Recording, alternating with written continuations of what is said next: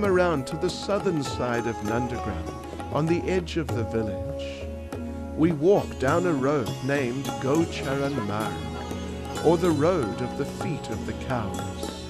Here we find Nanda Baitak, the sitting place of Nanda Maharaj, where he and Upananda, his older brother, would conduct all their meetings as the leaders of the cowherd community of Vraja, sorting out whatever difficulties would arise in their kingdom.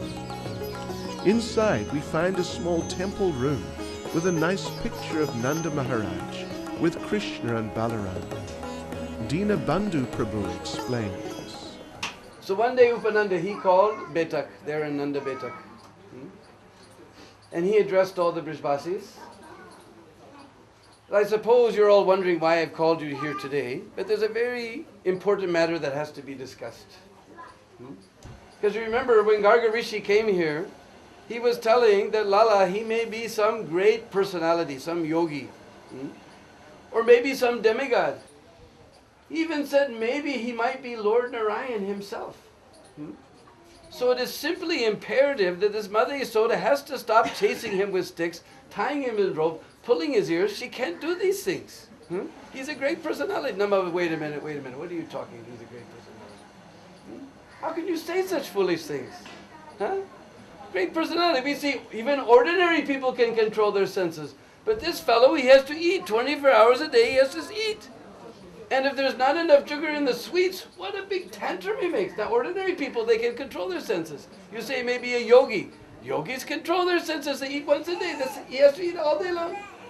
You may say he's some demigod or something like that. If he's such a big demigod and great personality, why is it when there's thunder and lightning, he comes running into the room shivering and he climbs under the blanket with me? He's so afraid of lightning.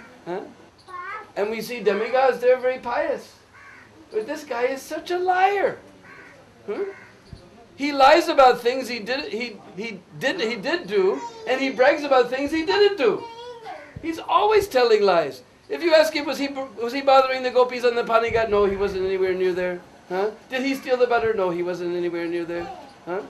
He's always telling lies. I can't understand. He's just my son, and if he does wrong things, I'm going to chastise him. What nonsense you're talking? You say he may be some demigod.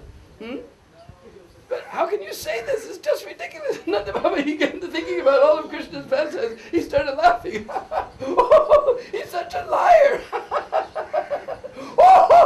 And all the Brijbasis thinking about all the pastimes they had with Nanda, they also began to laugh. They were laughing so hard they could hardly breathe.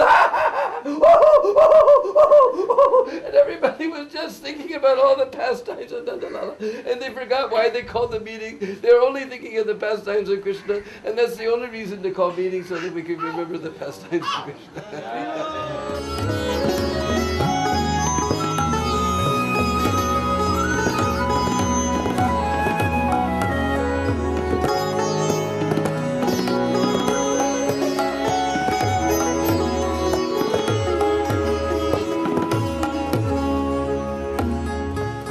Behind the temple is Nanda Kund, where Nanda Maharaj and his associates would bathe privately.